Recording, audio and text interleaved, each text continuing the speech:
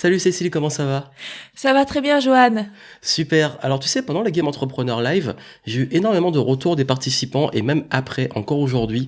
Et tu fais partie des conférences dont les personnes se rappellent le plus. Et justement, le sujet aujourd'hui, je voulais parler avec toi de comment se différencier, surtout sur un marché extrêmement concurrentiel, et comment sortir du lot et devenir mémorable, que les gens se rappellent de nous. On est dans des métiers où, en tant que coach, consultant, thérapeute, formateur, accompagnateur, infopreneur, des métiers où il y a des marchés très concurrentiels, un marché qui est en expansion de plus en plus, et où on se rend compte qu'il est de plus en plus difficile, surtout dans les grandes thématiques comme l'entrepreneuriat, le développement personnel, le coaching de vie, etc. C'est très difficile de sortir du lot. Et je voulais avec toi voir comment justement réussir et avoir des éléments pour se différencier pour tous les coachs, infopreneurs, thérapeutes qui nous suivent, les personnes qui sont indépendantes, experts, notamment dans les métiers d'expertise, de transmission, d'accompagnement, à réussir à se différencier. Déjà, pour commencer, est-ce que tu peux rapidement dire un peu ce que tu penses de ces marchés et pourquoi il est plus que jamais important de se différencier? Alors effectivement, comme tu dis, on arrive à un stade du marché où l'environnement est de plus en plus saturé.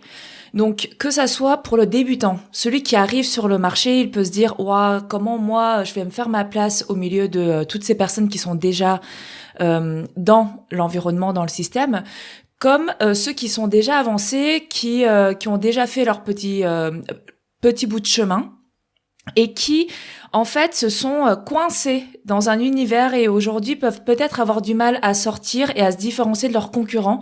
Et pendant toutes ces années, on leur a collé des étiquettes et ils ont vraiment beaucoup de mal maintenant à les décoller.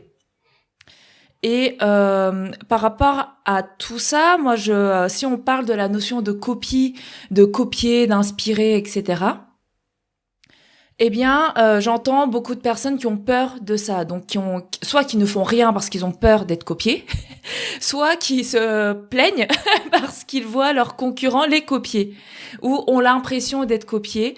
Et ce qu'il faut comprendre, c'est que notre cerveau, de toute façon, nous fonctionnons en nous inspirant de notre environnement et des uns des autres. Donc le conseil que moi déjà je peux donner, c'est de ne pas vraiment regarder ce que font les autres et essayer de faire ce qui nous plaît, ce qui nous parle, ce qui nous anime, sans regarder ce que font les autres. Parce que plus vous allez consommer, si vous êtes marketeur, plus vous allez consommer de contenu de marketeur, plus vous allez copier ce que font les marketeurs. Et ça, c'est malgré vous, en fait, hein. Plus vous allez suivre des vidéos de coach, plus vous allez reproduire exactement ce que vous voyez, que ça soit volontaire ou non, et plus moins vous allez vous différencier.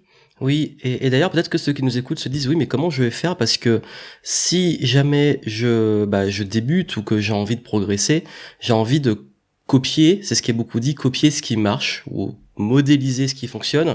Et parce que, et d'ailleurs pour moi-même le vivre quand on est dans des masterminds avec d'autres marketeurs, de toujours se dire qu'est-ce qui marche, qu'est-ce qu'on peut modéliser comme système, comme structure, et finalement le recopier parce que ça marche. Et c'est, comme tu le dis, c'est souvent l'inquiétude. Il y a ce qui marche et du coup forcément on a plus de chances dans le cerveau de se dire si on fait ce qui marche, forcément ça va marcher. Et de l'autre côté, on se rend compte que comme tout le monde fait exactement la même chose qui marche, ça marche moins bien parce que comme tout le monde fait la même chose, ça s'épuise, ça s'essouffle, ça devient saturé. Donc selon toi, comment on trouve l'équilibre justement entre pouvoir continuer à se former, pouvoir continuer à s'inspirer, pouvoir continuer à apprendre et à avoir de nouvelles idées, même d'autres personnes dans le même milieu, sans pour autant se retrouver, comme tu dis, dans une copie qui fait qu'on finit comme un clone parce que naturellement avec le cerveau on va finir par faire la même chose des gens qu'on suit, et comme on est ce qu'on consomme, plus on consomme nos concurrents notamment, plus on fait la même chose que les concurrents et plus on devient une sous-copie très souvent du concurrent. Alors quand on débute, on a une chance, c'est la chance d'être libre. En fait, on se rend pas compte de cette chance qu'on a quand on débute, c'est que on est libre de faire ce qu'on a envie de faire. Il n'y a pas d'attente. Il n'y a aucune attente. Des fois, quand on est déjà lancé, on s'est construit une petite communauté ou une grande communauté qui a déjà des attentes par rapport à nous, qui s'est habituée à certains types de contenus, etc. L'avantage d'être débutant, c'est qu'on est libre de faire ce qu'on a envie de faire. Donc ça, il faut vraiment déjà prendre conscience de cette chance-là, parce que je crois que tout le monde n'en a pas conscience. La deuxième chose, c'est quand on parle d'apprentissage, quand on débute, évidemment, on va recopier on va s'inspirer de modèles qui ont fait des choses qui marchent déjà, mais il faut prendre conscience que ce qu'ils font ne nous convienne pas forcément. C'est-à-dire que moi, j'ai essayé la vidéo parce qu'on m'a dit fais des vidéos, et je me suis rendu compte que pour l'instant, à l'instant T où je vous parle, eh bien, j'ai pas encore trouvé mon format pour la vidéo. D'accord. Donc là où je m'éclate le plus, ça va être plus sur Instagram par exemple, où j'ai développé un format qui mixe du dessin et du conseil qualitatif, et qui me convient aujourd'hui le mieux.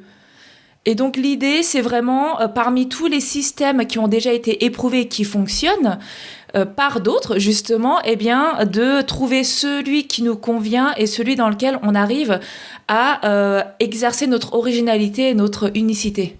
D'accord, donc l'idée, ce serait avant tout de plutôt prendre ce qu'il y a à prendre par-ci, par-là, mais de l'adapter à nous, notre personnalité, ce qu'on aime faire et ce qui nous anime, plutôt que de juste copier bêtement ce qui marche. C'est un petit peu ton idée. Exactement. Après, il ne faut pas non plus tomber dans l'excès inverse de vouloir réinventer la roue, parce que non, ça ne marche pas comme ça. Il y a des choses qui marchent mieux que d'autres. L'idée, c'est vraiment de trouver ce qui nous convient. En fait, il faut se dire que, par exemple, notre corps est constitué de molécules, des mêmes molécules. Et pourtant, chaque être humain sur Terre est différent, alors qu'on est constitué des mêmes molécules. Eh bien là, c'est exactement la même chose. C'est-à-dire que c'est la manière dont vous allez assembler ces différentes parties, que ça soit de la technique, que ça soit vos inspirations, que ça soit de la stratégie, etc. Et comment vous allez vous les composer pour en faire un objet unique qui vous convienne à vous. D'accord. Et pour toi, ce serait quoi la différence, parce que je crois que c'est un gros sujet de débat, entre la copie ou même le vol et l'inspiration? Alors, c'est très compliqué. Alors, la copie, c'est quand on reproduit la même chose qu'une autre personne. D'accord ? Donc, la copie peut être soit de la reproduction telle quelle. Donc, je reproduis le tableau d'une personne, ou je reproduis, je sais pas, une vidéo de Joan Yangting. Voilà. Et dans la copie, il y a aussi la notion d'inspirer. Donc, je vais copier certains éléments de tes vidéos que je vais trouver cool. La différence, ça va être dans l'appropriation.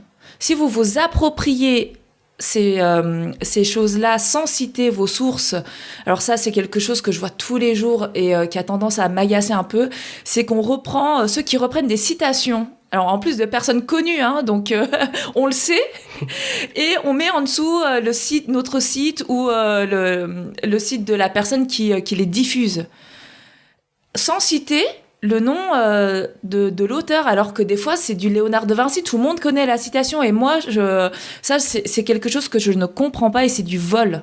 En fait, on s'approprie, voilà, et on fait comme si c'était nous qui étions à l'origine de cette phrase, de cette vidéo, de cet article, etc. L'inspiration, en fait, c'est beaucoup plus vaste, et c'est là que ça pose problème. En fait, on s'inspire tout le temps de ce qui nous entoure, de ce qu'on voit, et on le fait de manière consciente ou inconsciente. Il faut avoir conscience que aucune idée dans le monde n'est née à un seul endroit précisément. Quand on prend tous les courants artistiques, quand on reprend toutes les innovations techniques, en fait, on se rend compte que l'idée a émergé à différents moments, au même moment, à différents endroits du monde. Ce qui a fait la différence, c'est celui qui a implanté le plus vite, qui a mis en action le plus rapidement, qui a déposé le brevet quand ça peut être protégé le plus rapidement, et celui qui a réussi à le commercialiser, on va dire, ou à le vendre le plus rapidement. En fait, la différence, elle est là.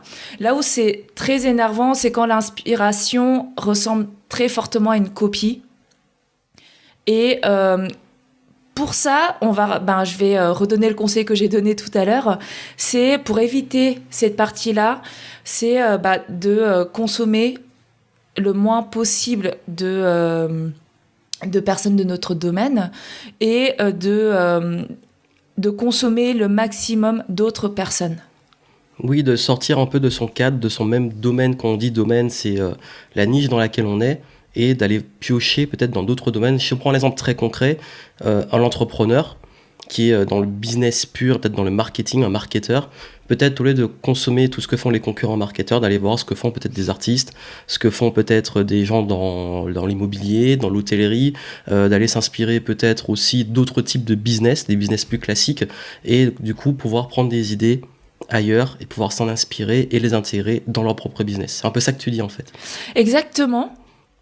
Et moi, je sais que j'ai fait une erreur pendant très longtemps, c'est que j'osais pas. Il y a plein de contenus que je n'osais pas diffuser parce que j'avais peur d'être copiée, j'avais peur qu'on me pique mon idée. Sauf que c'est le serpent qui se mord la queue, parce que si j'ai peur qu'on me prenne mon idée, dans ce cas-là, je reste dans mon coin et je peux pas me faire connaître. Oui, d'ailleurs, comme tu l'as dit, on a souvent peur d'exécuter une idée parce qu'on se dit, si je lance mon idée, les gens vont copier. Et cette peur, parce que quelqu'un aille plus vite, pompe notre idée et exécute plus vite. Alors qu'en réalité, finalement, et comme tu dis, elle l'a dit avant, une idée en réalité ne vaut pas grand-chose tant qu'elle n'est pas exécutée. Puisque notamment ce qui touche finalement au plagiat, c'est quand quelque chose est exécuté, qu'on se l'approprie, on l'intègre et on dit, c'est de moi, alors qu'on ne rend pas l'honneur à la personne qui l'a créé. Ok, et je voulais savoir en fait, notamment parce qu'en fait, en termes de différenciation, la grande problématique de l'entrepreneur, de l'indépendant, d'un expert, va se jouer énormément en réalité dans sa communication. Puisque quand on va arriver sur n'importe quel milieu, on va voir la personne, enfin en tout cas, si on se met du côté du prospect, que le but, l'entrepreneur qui nous suivent, c'est finalement de vendre leurs produits et services, de faire profiter de leur expertise et de la commercialiser. Et le gros souci qu'ils peuvent avoir, c'est se dire, si moi, j'applique tout ça, mais au final, je suis quand même un énième coach de vie dans un univers de coach de vie. Comment les gens qui ne me connaissent pas vont faire la différence? Et comment ils vont faire la différence? C'est ce qu'on va voir. Comment le branding, l'image, la communication, les mots utilisés. Et c'est là, je crois qu'il y a beaucoup de difficultés pour ceux qui font par exemple des vidéos, des podcasts, des contenus, de la publicité, comment se différencier. Et ça, je voulais savoir ton avis sur un concept clé qui est justement le contenu. Et notamment comment réussir à rendre quelque chose qui soit vraiment différent du premier coup d'œil. On va prendre un exemple très simple, le plus courant avec lequel j'ai introduit ce podcast, qui est par exemple la conférence. Parce que en tant qu'expert, la meilleure façon de vendre ses produits et services, ou la forme sur laquelle on peut la vendre, ça peut être justement des conférences, des ateliers, des formations, des masterminds, sur différents formats. Et juste avant ça, est-ce que tu peux expliquer un peu la différence de tous ces formats? Parce que je crois que souvent elle est un peu confuse, on s'est peut-être retrouvé dans des événements où on attendait à avoir un atelier, on s'est retrouvé avec une conférence, ou aller à un mastermind où on s'est retrouvé avec une formation. Est-ce que tu peux définir un peu tous ces différents domaines, notamment liés au business de l'expertise? Alors, il y en a énormément. Donc, tu as parlé des ateliers. Les ateliers, ce sont des moments où on est censé faire. Donc, le participant fait quoi, ça peut être divers, mais il doit faire des choses. Et bien souvent, les ateliers, en fait, ce sont des conférences. Les personnes viennent faire leur pitch. Et alors, ce que je constate, c'est que souvent, on dit atelier quand il y a moins de monde, moins de participants, mais le participant ne participe pas forcément d'une manière active. Voilà. Qui dit atelier dit normalement être actif. Les conférences, ça peut être sur scène ou dans des plus petites salles. Il y a une personne qui vient dévoiler du contenu et partager du contenu. Donc, il est le seul à parler et il y a un public en face qui écoute et qui reçoit le contenu. Les masterminds, c'est normalement tout le monde est participant. Donc, là, on a vu conférence, il y a une personne qui diffuse le message et des participants qui reçoivent le message sans être acteurs. Atelier, il y a une personne qui diffuse un message et il y a des participants qui sont acteurs, donc qui font et qui mettent en pratique ce message. Et dans les masterminds, normalement, tout le monde est acteur. Tout le monde est donneur et tout le monde est preneur. C'est-à-dire que normalement, on vient avec une problématique et on ressort tous avec des solutions et tout le monde vient apporter une partie de la solution ou une solution. D'accord. Donc, du coup, voilà, c'est les différents niveaux. Je voulais mettre un point dessus parce que c'est vrai c'est des mots qui sont très utilisés dans notre domaine de vente d'expertise et que souvent il y a des sortes, il n'y a pas des fausses promesses, mais des attentes auxquelles qui ne sont pas répondues. Ils sont pas, on arrive dans des événements, on s'attend à quelque chose et on se retrouve avec autre chose.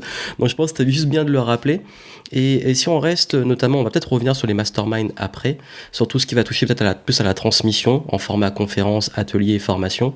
Je voulais savoir, pour toi, comment justement réussir à se différencier dans ça? Parce que on a tous finalement les mêmes informations.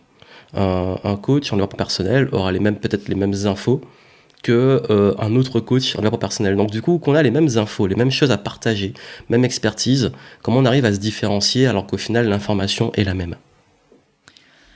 Je pense que la première chose, c'est de ne pas chercher à se différencier, c'est de chercher à être soi. Parce que plus vous allez chercher à vous différencier, plus vous allez faire des choses originales pour faire original. Et en fait, l'idée, c'est pas de faire original et de perdre dans le message qu'on veut transmettre.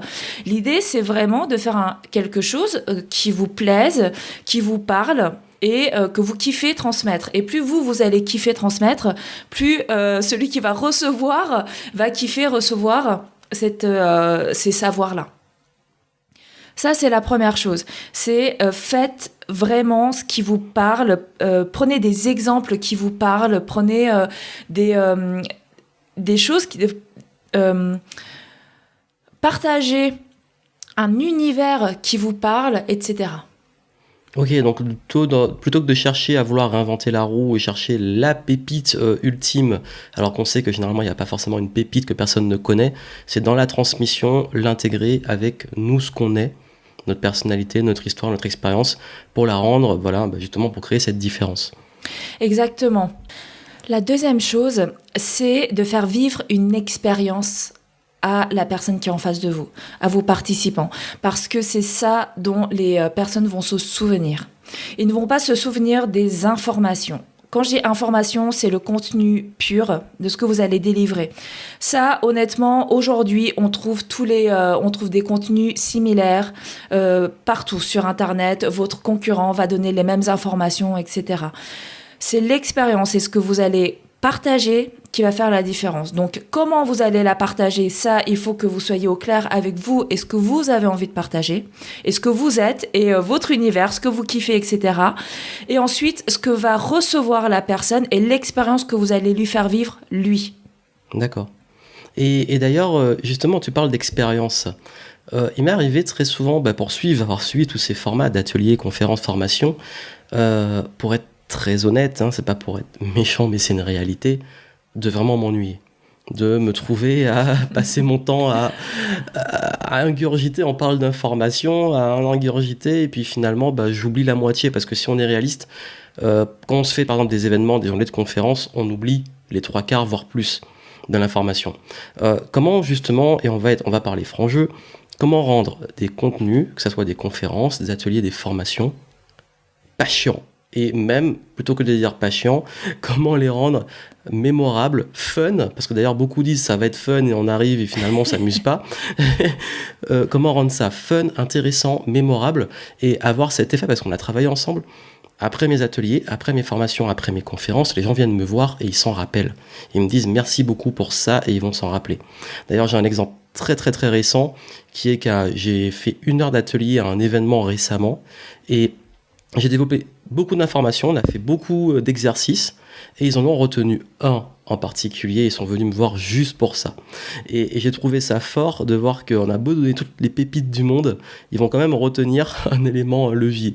Donc je voulais savoir, toi, qu'est-ce que tu fais pour rendre justement ces choses-là fun et mémorables, surtout, que les gens s'en rappellent. Alors, première chose, mettez-vous à la place de vos participants. Ça, c'est la base. En fait, il faut vraiment que vous mettiez à leur place. Ils sont là. Des fois, ils ont passé une journée entière à écouter quelqu'un parler. Ils n'ont pas bougé. Ils sont restés assis sur leur chaise. Il faut se mettre à leur place. Il y a un moment, si vous ne les faites pas bouger, si vous ne les faites pas participer, ils sont juste en train de s'endormir.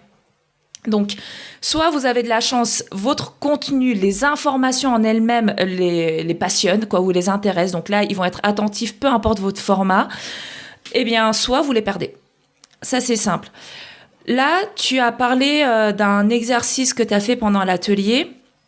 Concrètement, qu'est-ce qui s'est passé? Les gens se sont levés, les gens ont parlé d'eux, les gens ont vécu une expérience positive parce qu'ils ont parlé d'eux et positivement. Donc ça, ce sont des choses qui sont... Et c'était ludique. Donc voilà 3 choses essentielles. C'est-à-dire que 1, c'est ludique, simple. On fait, on est actif, on se lève, on bouge. Allez, On s'amuse. ça y est, on s'amuse. Deuxième chose... c'est positif, c'est-à-dire qu'on est dans une activité qui est pas chiante, c'était juste des petits mots simples, positifs, et on se met dans une énergie positive. Troisième chose, on parle d'eux. En fait, dans la plupart des diffusions de savoir ou des transmissions de savoir, généralement, la personne qui transmet le savoir parle d'elle. Bon, des fois, on la fait venir pour qu'on parle d'elle, donc c'est pas vraiment ça le problème. Mais très souvent, on ne parle pas des personnes qui sont en face. Et là, pourquoi ils s'en souviennent? Parce que tu leur as permis de parler d'eux et de faire vivre ou d'appliquer ton exemple à leur point précis. Et donc, parler d'eux, le côté fun et le côté positif fait que c'est une expérience positive dont ils s'en souviennent et qui est mémorable, qui reste gravé dans leur mémoire. Oui, et surtout, n'oubliez pas que quand vous faites, par exemple, des conférences, des ateliers d'intervention, même dans des événements qui ne sont pas les vôtres, les gens peuvent vous oublier. Surtout que s'il y a plein d'autres intervenants, plein d'autres conférenciers, à la fin, de quoi ils se rappellent. Donc, ne pas rester que sur l'information et faire vivre une réelle expérience fun, ludique, active. Et c'est d'ailleurs pour ça que dans le Game Entrepreneur Live qu'on a préparé ensemble, on a demandé à chaque conférencier de faire participer les gens et ils s'en rappellent presque de tous parce que ça a intégré ces éléments-là. Et justement, si on revient sur le mastermind, qui pour moi est quelque chose quand même c'est un outil formidable, un outil qui permet justement de prendre du recul sur l'activité, de prendre des idées, parce qu'on parle de se différencier, de prendre des choses, il y a un mot créativité qui vient avec mastermind, on connecte les cerveaux, c'est une sorte de brainstorming, grandeur nature, et hélas, pour en faire énormément, quand j'y arrive, non seulement avec ce qu'on a dit avant, je me retrouve plutôt dans les formations, les networking, mais ça on en a parlé avant, mais surtout, j'en ressors avec parfois une frustration que j'ai pas eu cette créativité. Je voudrais savoir, toi qui es spécialiste justement de l'animation de mastermind, comment profiter, à fond d'un mastermind quand on y va en tant que participant, et 2, quelle est ta vision du mastermind et comment faire en sorte que le mastermind soit profitable pour tout le monde? J'aimerais avoir ton avis dessus. Alors pour moi, le mastermind, il y a 3 acteurs. Il y a celui qui organise et anime le mastermind, qui a un rôle. Il y a celui qui vient poser la question et donner sa problématique. Et il y a les personnes qui répondent à cette problématique-là. Et en fait, ces 3 acteurs ont leur rôle à jouer dans un mastermind. Le premier, c'est l'organisateur ou l'organisation plus générale. En fait, souvent, l'erreur qui est faite, c'est de se dire les gens connaissent le mastermind et s'autogèrent. Et ce qui est intéressant, c'est quand il y a un véritable meneur de mastermind qui va gérer de la gestion de groupe, le temps, qui va donner des phases de divergence où on va pouvoir ouvrir un petit peu les cerveaux, faire émerger des idées peut-être farfelues, c'est pas grave, mais nouvelles, différentes, etc. Puis faire converger les idées vers la problématique réelle. Et donc, qui va en fait diriger tout ça pour faire quelque chose de constructif. Et en fait, souvent, on se dit, voilà, maintenant, les entrepreneurs, tout le monde sait ce qu'est un mastermind. Et d'ailleurs, pour ceux qui ne connaissent pas ce qu'est un mastermind, peut-être qu'il y en a qui l'écoutent, je pense, souvent on est habitué, on se dit, ils connaissent, justement, est-ce que tu peux expliquer rapidement, c'est quoi un mastermind ? Un mastermind, généralement, c'est une personne qui vient avec une problématique et qui soumet cette problématique à d'autres participants et tout le monde réfléchit ensemble pour trouver une solution ou un bout de solution à cette problématique-là. Après les masterminds, il y a plein de formats différents, plein de manières de mener un mastermind et de faire vivre un mastermind. Donc là-dessus, il n'y a pas vraiment de règles. Par contre, là où c'est intéressant, c'est quand le mastermind permet de diverger ou de faire preuve de créativité. Parce que le problème qui se passe souvent dans les masterminds, c'est que, voilà, par exemple, je viens avec un problème et les autres essayent. Alors déjà, n'essaye pas vraiment de résoudre mon problème, mais essaye d'imposer leur solution.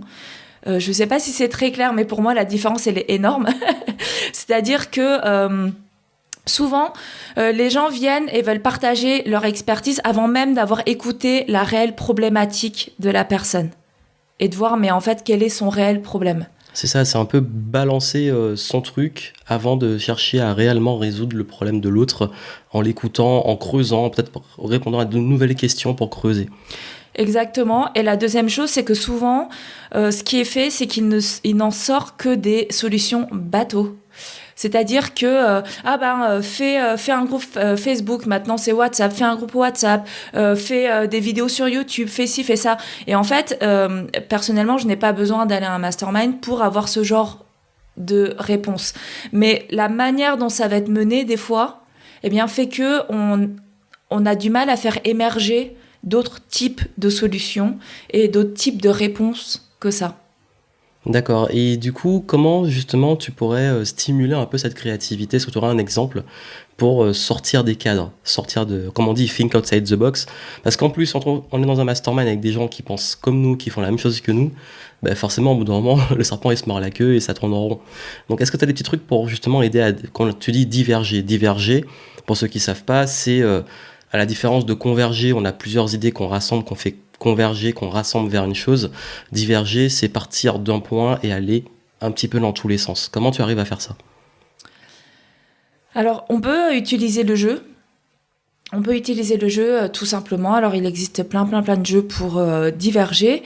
Et la première chose à faire, ça peut être de faire un jeu qui n'a rien à voir avec notre environnement ou notre situation réelle, pour nous mettre dans un autre cadre et dans un autre possible.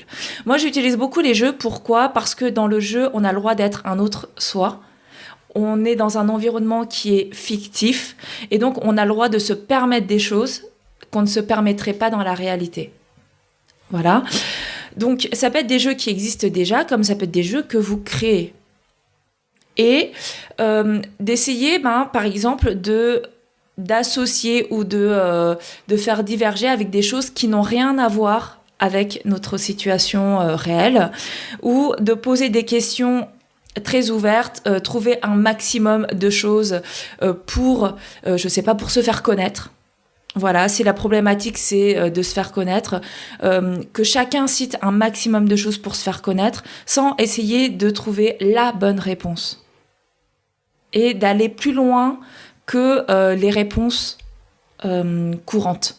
Et donc l'idée, c'est vraiment réussir déjà d'entrer même dans les codes qu'on a, de sortir de ce cadre, de sortir de notre propre identité, notre propre prison, et réussir avec des jeux, même des jeux de rôle, pour changer de rôle, changer qui on est, d'avoir de nouvelles perspectives. Et même d'amener les autres aussi, eux-mêmes, à changer de rôle, et même de sortir dans leur cadre, pour amener cette énergie avec tout le monde qui amène des nouvelles idées. Exactement. Et de s'autoriser tout. Parce que souvent, surtout quand on est avec des gens du même environnement, en fait, on s'enferme. Ça peut finir vite en débat aussi. Voilà. Débat d'idées. Ça, c'est vrai.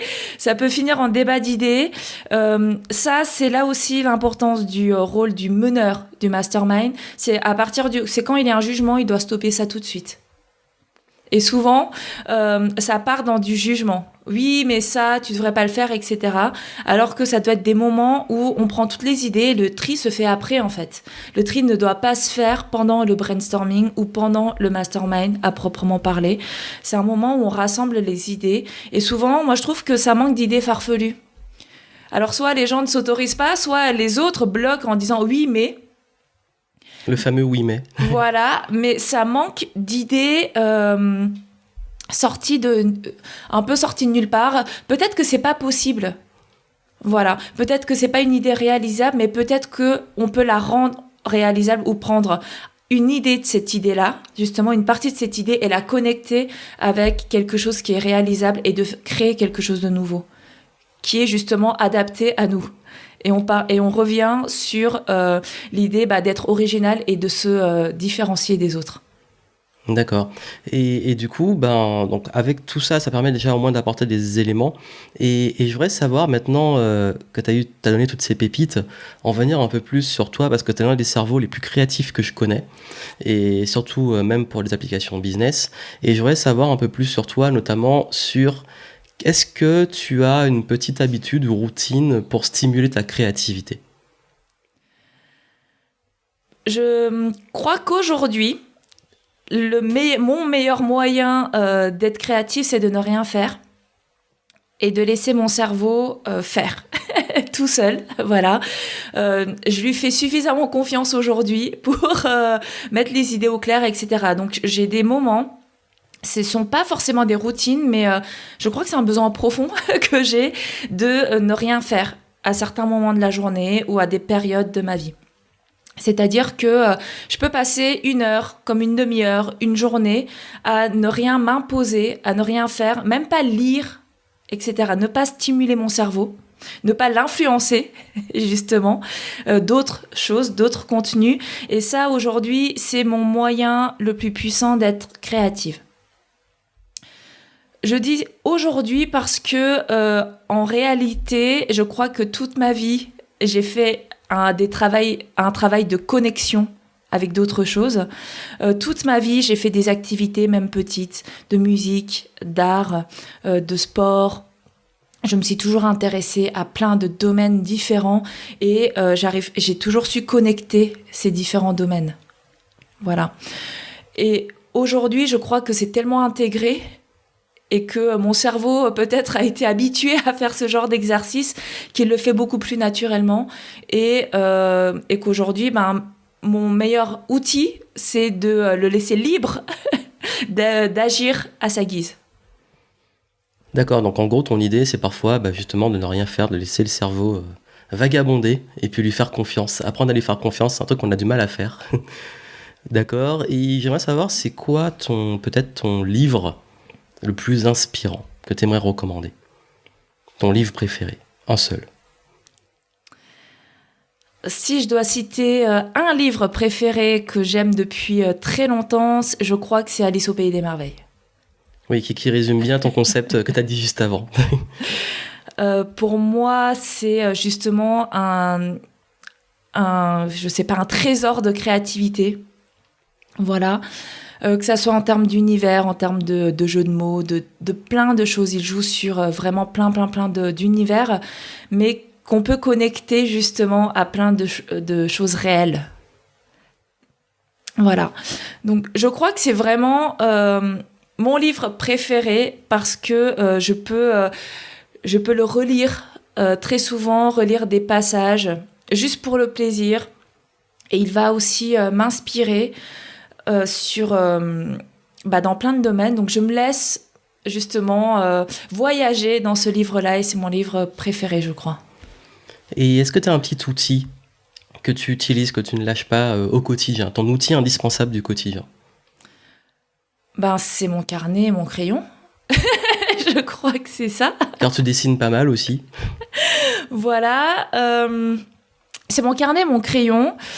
Et j'ai acheté aussi le Galaxy Note avec le stylet pour justement avoir ce côté dessin et pouvoir dessiner. Alors, je vous avoue que je l'ai pas encore complètement exploité cette partie-là et que mes dessins sont encore très enfantins sur le téléphone. Mais j'aimerais bien quand même à plus long terme réussir à dessiner vraiment correctement sur ce petit outil, plus que sur une tablette. Parce que je pourrais très bien faire ça sur une tablette, iPad et compagnie. Mais je voulais vraiment me donner cette contrainte de la taille. Et mon carnet, ce qui me lâche vraiment jamais, c'est mon carnet, mon crayon. Et pour moi, c'est l'outil le plus puissant. Et le fait d'écrire a un tout autre effet sur moi que le fait de taper le même texte sur l'ordinateur. D'accord. Voilà. Et est-ce que tu auras un dernier conseil à donner à ceux qui nous écoutent, aux experts entrepreneurs, avec tout ce qu'on a dit aujourd'hui? Osez être vous et assumez-vous, parce que il y a une chose, c'est oser être soi et l'assumer publiquement. Et je crois que assumez-vous, osez parler de ce que vous aimez, osez parler de vos univers, même s'ils sont différents. Et justement, s'ils sont différents, osez en parler, osez faire des liens, de connecter des choses qui, pour vous, ont l'air de rien. Et faites des liens avec tout ce qui vous entoure. Vous savez, moi, une des vidéos qui a le plus marché, c'est une vidéo où je fais le lien entre la formation et une pastèque. Voilà, donc 2 choses qui n'ont rien à voir et pourtant c'est ça qui a le plus marché et c'est parti juste d'un délire, d'un moment où j'ai justement laissé mon cerveau complètement divaguer. Donc faites-vous confiance, assumez-vous et kiffez quoi, juste comme tu dirais, kiffez le game. Ben merci, c'est une très bonne conclusion. C'est où qu'on peut te retrouver pour continuer à te suivre? Alors, ma plateforme préférée du moment, c'est Instagram. Donc, vous pouvez me retrouver sur Instagram à cécile.dam, D-A-A-M. Voilà. Et sinon, vous pouvez me retrouver sur Facebook et sur mon site internet qui est ludogogie.com. Mais vous allez voir que sur Instagram, on parle de spécificité justement et c'est là que vous allez trouver des contenus spécifiques que vous ne trouverez nulle part ailleurs. Super, ben merci beaucoup à toi. N'oubliez pas, soyez vous-même, assumez-vous et surtout, restez créatifs. À très bientôt.